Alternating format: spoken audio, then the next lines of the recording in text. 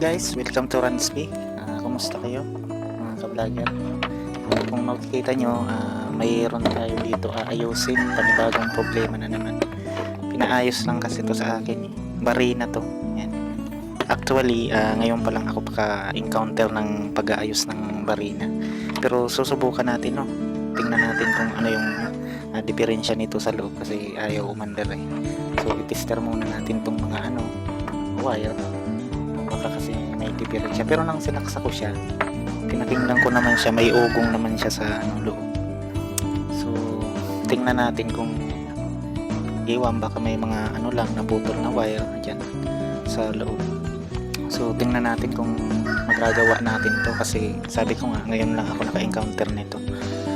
So sige, mag-intro muna tayo.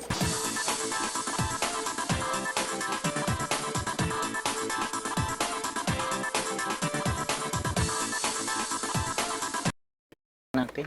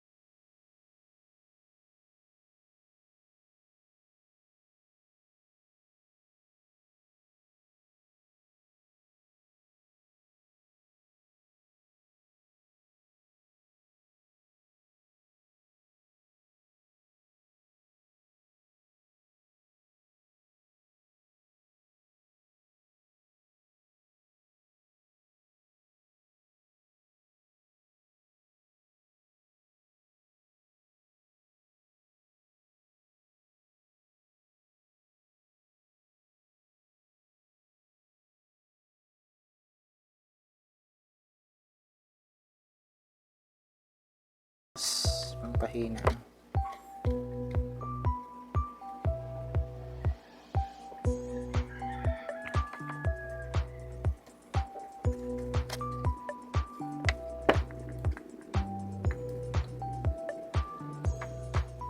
So okay naman yung mga connection niya.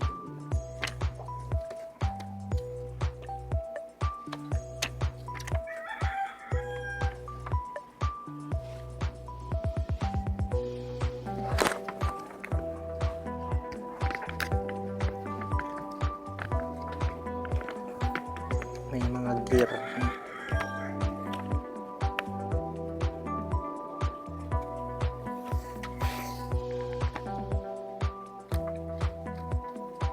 Baka carbon yung wala.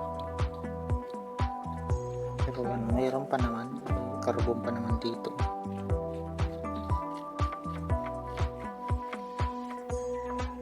Siguro yung motor na yung may diferensya.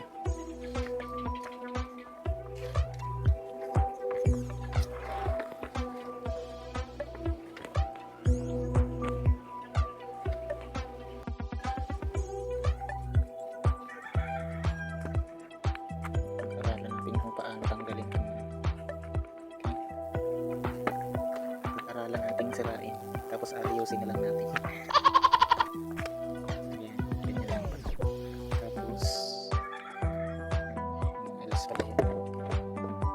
Basta ganun yun.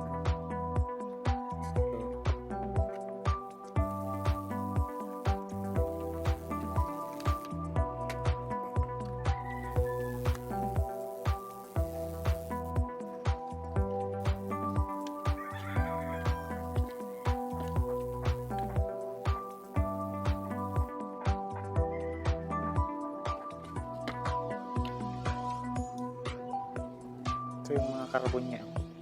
Yan, may mga maliliit carbon. Ito yung tumatama dyan para umandar siya, umikot. Hindi ko lang alam kung ano yung diferensya niya. May pangatlong part sa tapos ito, dito, ito.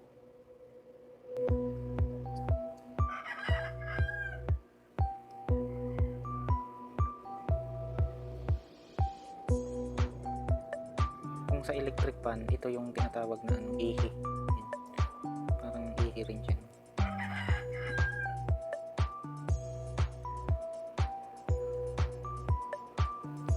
Okay naman, matibay naman yung mga wire niya. Dito lang tingnan natin. May mga naputol.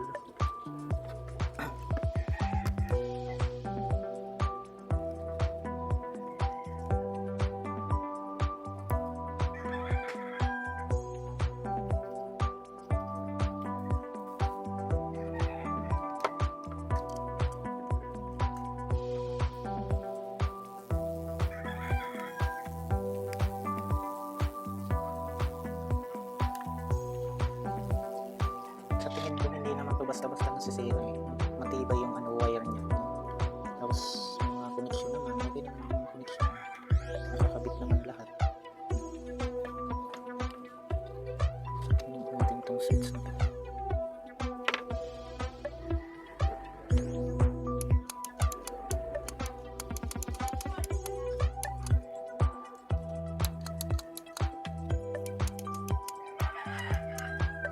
Sa switch na naman yung diferensya.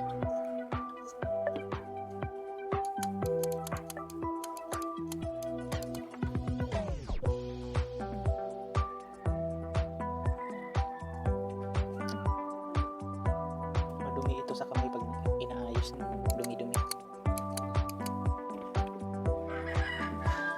Nasaan ba yung pamunas natin?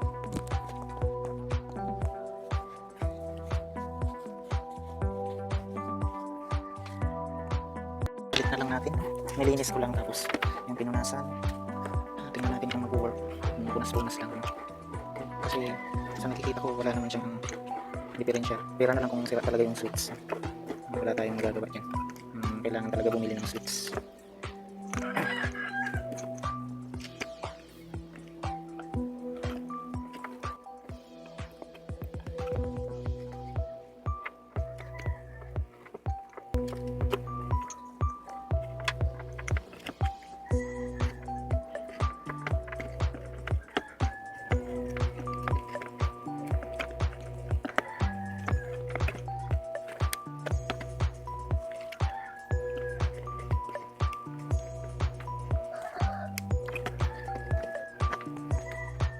Dito pala yun. Yun. Kaso kailangan ibalik mo na yun.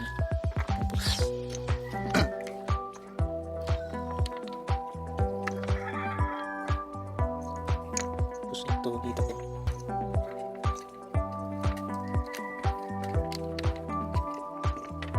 Kailangan dumikit siya dyan.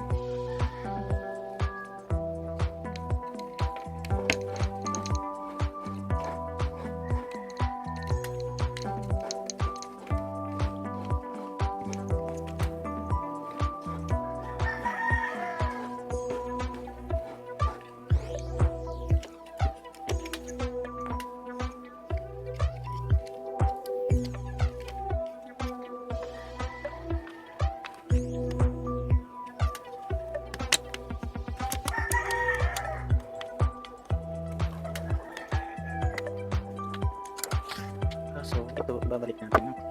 Kanina, dito natin yung tinanggal. So,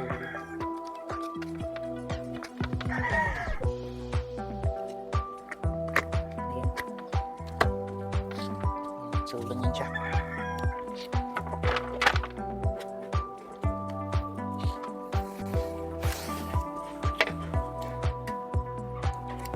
Punasan lang natin to.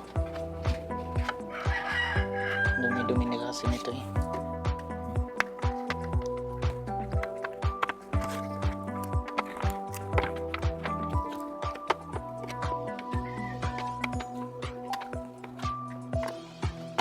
Ayun, okay.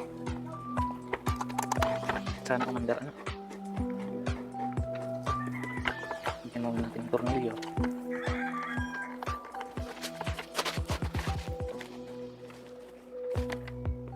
So,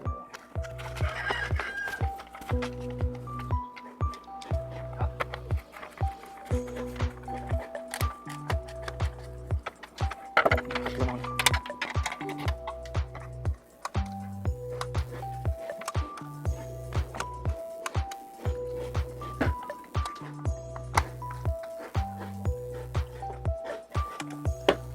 Wala talaga.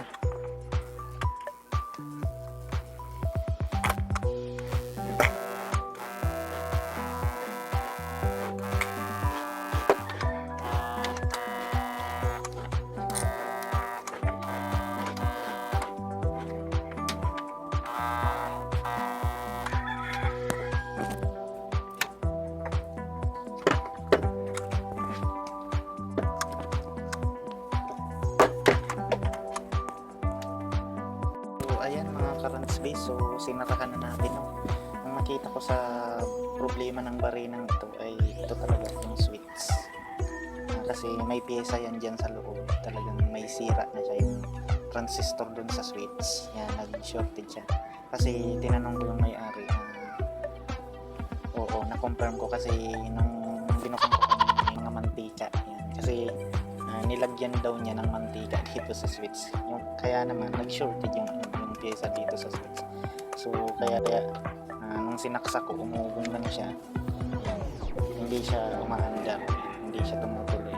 Tapos hanggang sa nawala na yan, na-shorted na talaga. Tinister ko yung switch dito sa yung transistor dito sa switch, tinister ko yun sa na. So tiningnan ko sa Lazada kung may switch na pwede mag-order. Meron naman nasa may 75, may 90 plus. Pero iwan ko kung totoo talaga yun. Kasi sa tingin ko mahal talaga yung Pero tingnan natin kung pwede yun dito, kung match talaga yung dito.